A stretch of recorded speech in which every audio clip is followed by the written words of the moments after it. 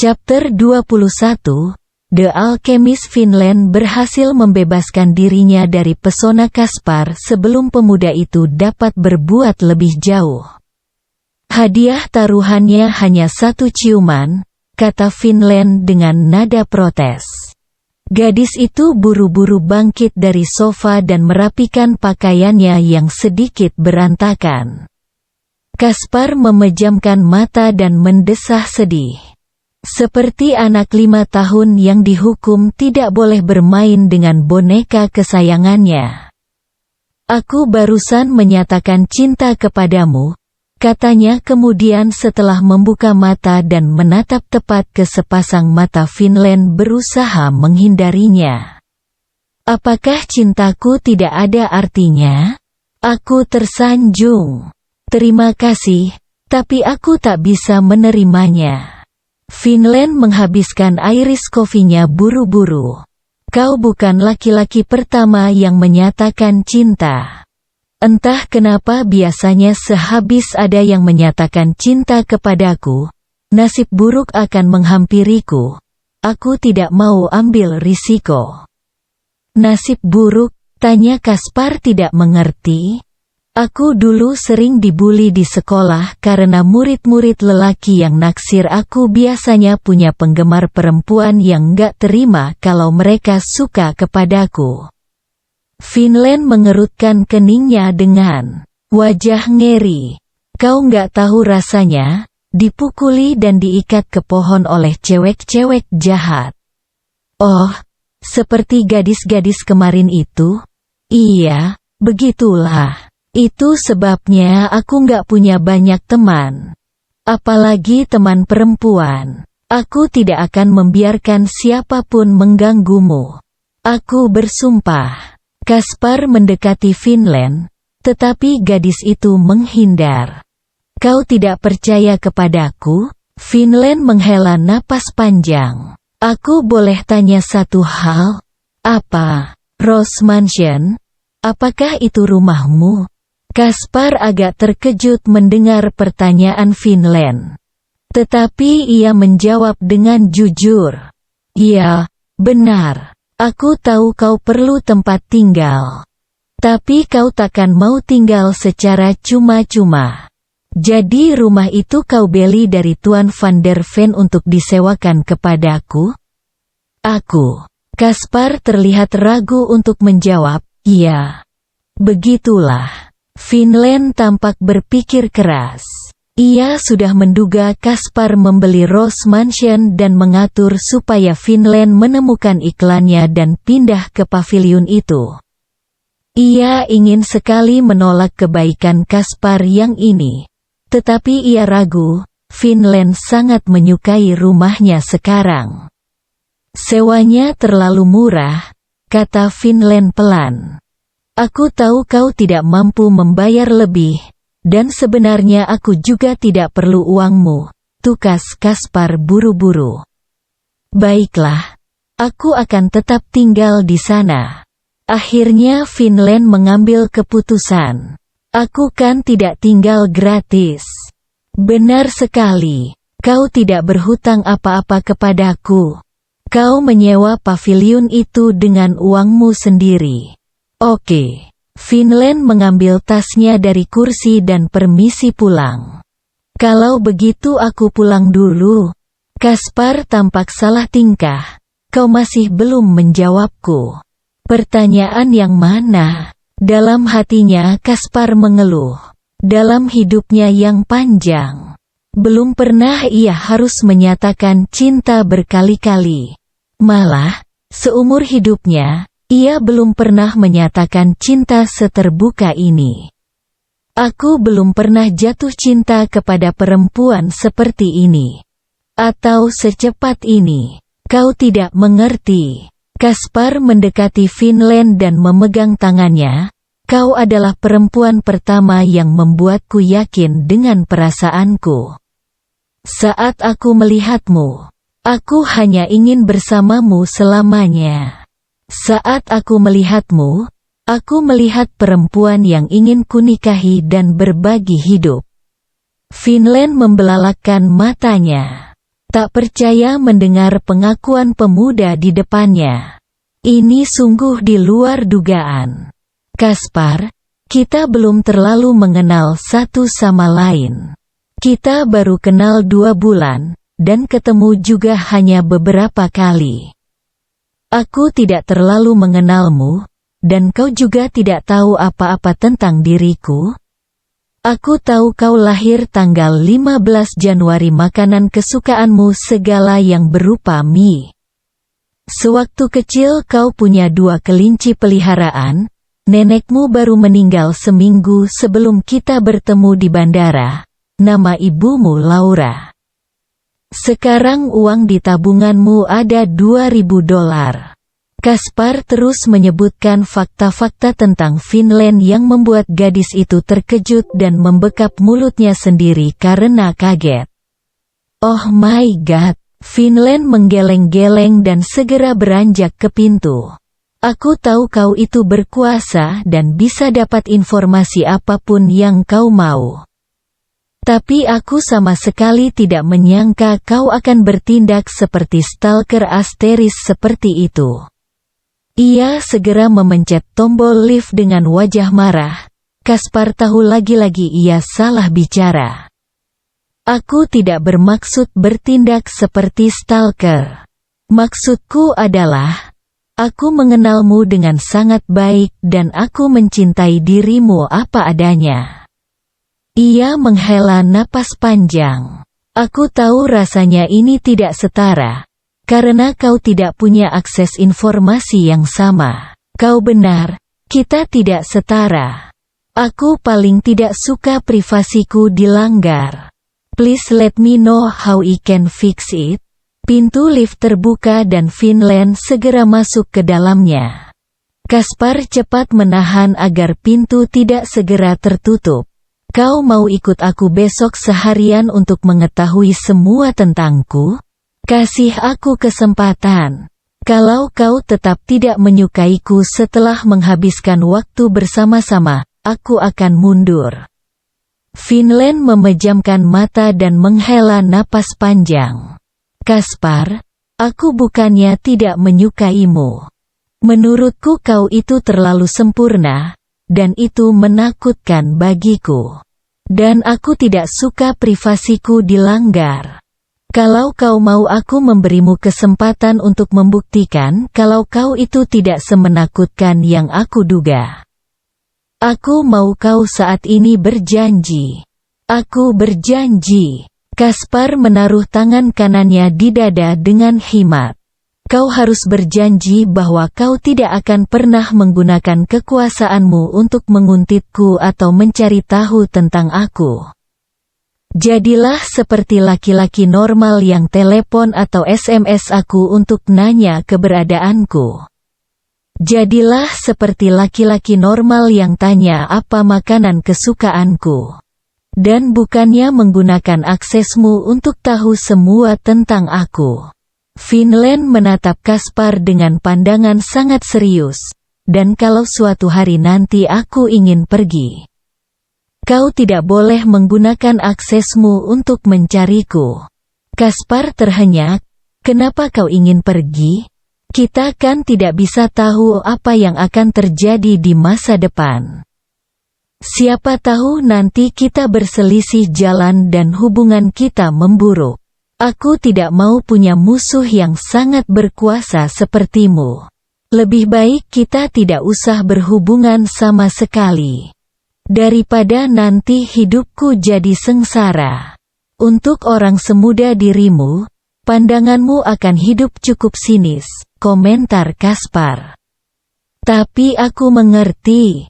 Aku berjanji akan memperlakukanmu seperti layaknya laki-laki normal yang tidak punya akses luar biasa. Aku berjanji tidak akan mencarimu kalau kau yang ingin pergi dariku. Baiklah. Finland akhirnya tersenyum. Terima kasih.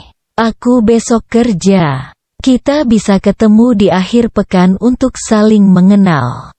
Aku bersedia ikut denganmu seharian. Akhir pekan terlalu lama. Kalau besok bagaimana? Kau ambil cuti saja. Atau pura-pura sakit. Aku ini masih karyawan percobaan. Kalau aku ambil cuti gajiku dipotong. Aku bisa membeli LTX International dan mengganti kebijakan perusahaan supaya karyawan percobaan juga boleh dapat cuti dibayar, tukas Kaspar cepat. Ia segera mengeluarkan handphonenya dan menekan sebuah nomor. Stanis, kau bisa cek berapa nilai perusahaan yang detailnya aku kirim lewat email sebentar lagi. Nanti kau, tidak usah oh. Finland buru-buru mengambil ponsel Kaspar dan mematikannya. Tidak usah berlebihan begitu. Iya, besok aku ambil cuti. Aku akan menghabiskan 1 harian bersamamu dan menilai sendiri apakah aku bisa mengenalmu dengan baik dan apakah aku akan menyukai dirimu setelah mengenalmu lebih dekat. Seketika wajah Kaspar berbinar-binar. Terima kasih. Ia mencium bibir Finland dengan cepat sebelum gadis itu bisa menghindar, lalu melepaskan tangannya dari pintu lift. Sampai jumpa besok. Finland turun dari lift masih dengan perasaan kaget. Kaspar sudah menciumnya untuk kedua kali malam ini. Kalau ciumannya setara dengan satu perusahaan. Finland ibaratnya sudah kehilangan 2 perusahaan. Di penthouse-nya Kaspar mengepalkan tangannya ke udara dengan perasaan sangat senang. Finland pasti menyukaiku. Dia sampai rela ambil cuti dipotong gaji besok. Di kepalanya kan hanya ada uang. Kalau sampai dia bisa mengorbankan gajinya sehari. Pasti tandanya dia membalas perasaanku kepadanya. Ben mengantar Finland pulang ke rumah.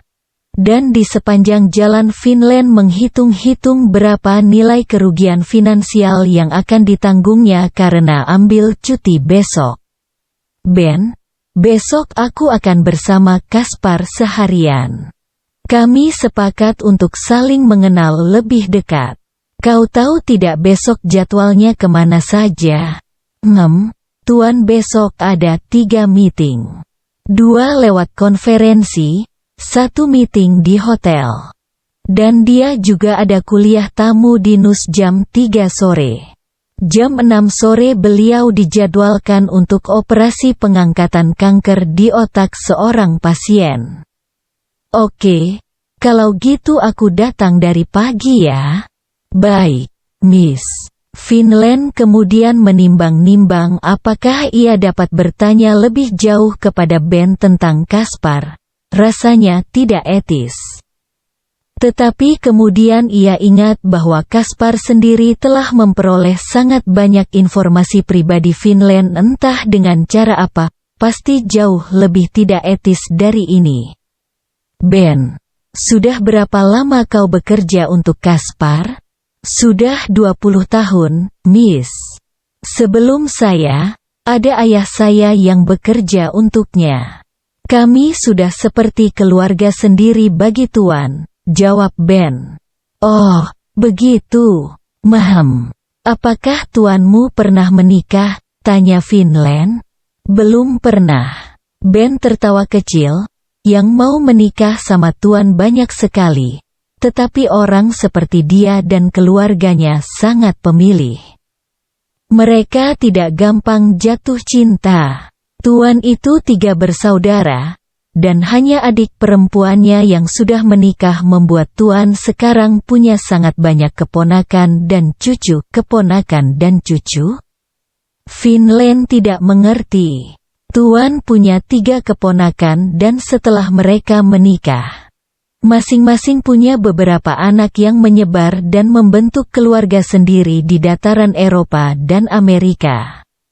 Finland tidak dapat mencerna maksud Ben dan ia menyalahkan beberapa gelas wine yang tadi diminumnya saat makan malam.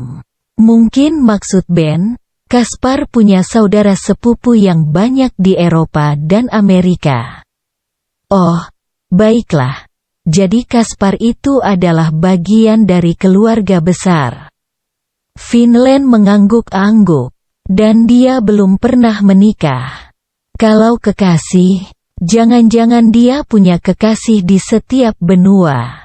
Ben tertawa mendengarnya. Ia mendeham sebentar baru menjawab, iya, Tuan punya banyak wanita. Tapi dia tidak punya kekasih yang serius. Tuan hanya pernah punya satu tunangan. Tetapi setelah bertahun-tahun, Tuan tidak juga yakin bahwa dia adalah wanita yang tepat untuk dinikahinya. Dan akhirnya perempuan itu pergi. Oh, memang seharusnya begitu. Buat apa mengharapkan laki-laki yang tidak bisa memberi kepastian, kata Finland cepat. Berapa lama tunangannya itu menunggu? Cukup lama, kata Ben sambil menggeleng sedih, 50 tahun. Finland menjatuhkan tasnya saat Ben menjawab, sehingga ia hanya mendengar kata 5 tahun 3, wah, lama juga ya. Untung perempuan itu mengambil langkah bijak dan pergi. Semoga sekarang dia sudah menemukan kebahagiaan. Finland memunguti isi tasnya yang berceceran. Mobil berhenti di Rose Mansion. Finland mengucap terima kasih dan turun dari mobil. Barusan Tuan bilang saya harus menjemput Miss besok pagi. Oh ya, baiklah kalau begitu. Terima kasih. Dan selamat malam. Keesokan paginya jam 8 pagi Ben sudah menunggu di gerbang Rose Mansion dengan mobilnya. Finland yang sudah tampil cantik segera masuk dan mengikuti kemana Ben membawanya. Jadi hari ini ada 3 meeting, kuliah tamu, dan operasi, kan? Ben tidak menjawab. Ia membawa Finland ke Hotel Continental. Kita menjemput Kaspar untuk bekerja? Tuan mengajak Miss sarapan bersama dulu. Oh, oke. Finland naik ke penthouse dan menemukan Kaspar masih dalam piyamanya duduk di meja makan. Ayo sarapan bersamaku. Kau mau makan apa? Aku bikin pancake, bubur ayam, toast, dan macam-macam. Aku mau semuanya, kata Finland serakah. Ia duduk di samping Kaspar dan segera mengambil makanan yang paling enak. Kalau sampai gajinya dipotong hari ini, setidaknya dia memperoleh kompensasi makanan yang sepadan. Setelah mereka selesai sarapan, tidak ada tanda-tanda Kaspar bersiap untuk meeting. Ia malah duduk menyalakan TV menonton berita pagi. Bukankah kau ada 3 meeting hari ini? Lalu ke kampus dan ke rumah sakit, tanya Finland keheranan. Oh, semua agendaku hari ini kubatalkan. Aku hanya ingin menghabiskan waktu bersamamu. Kaspar memandang Finland dengan senyuman jahil. I'm all yours today. Silakan kau mau tanya apa saja. Aku ulang tahun tanggal berapa? Apa makanan favoritku? Kenapa aku bisa sangat jago masak? Kenapa aku menjadi dokter bedah selama puluhan tahun? Finland tertegun. Tapi kan kesepakatannya, aku akan mengikutimu dalam kehidupanmu satu hari, untuk mengetahui siapa dirimu. Tapi kalau begitu, kau juga tidak bekerja, dong. Iya, biar adil. Kalau kau ambil cuti dipotong gaji, aku ambil cuti dan tidak mendapat penghasilan selama sehari juga.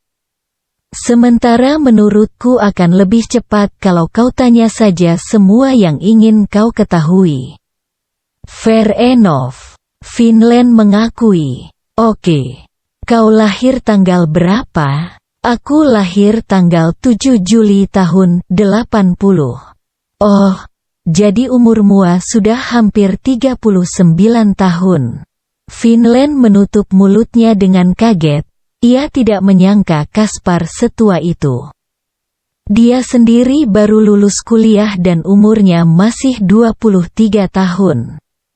Wow, mereka berbeda umur 16 tahun. Tapi kau beruntung, wajahmu seperti masih 20-an, loh. Kaspar tersenyum tipis. Sebenarnya aku lebih tua, tapi terima kasih atas pujiannya. Kami sekeluarga memang awet muda secara genetik. Kau punya berapa saudara? Aku punya 2 adik. Satu adik perempuanku sudah menikah dan punya anak dan banyak cucu. Adikku yang laki-laki sekarang lebih senang menjadi petualang di alam liar. Finland bisa membayangkan adik perempuan Kaspar mungkin hamil di saat masih remaja dan punya anak.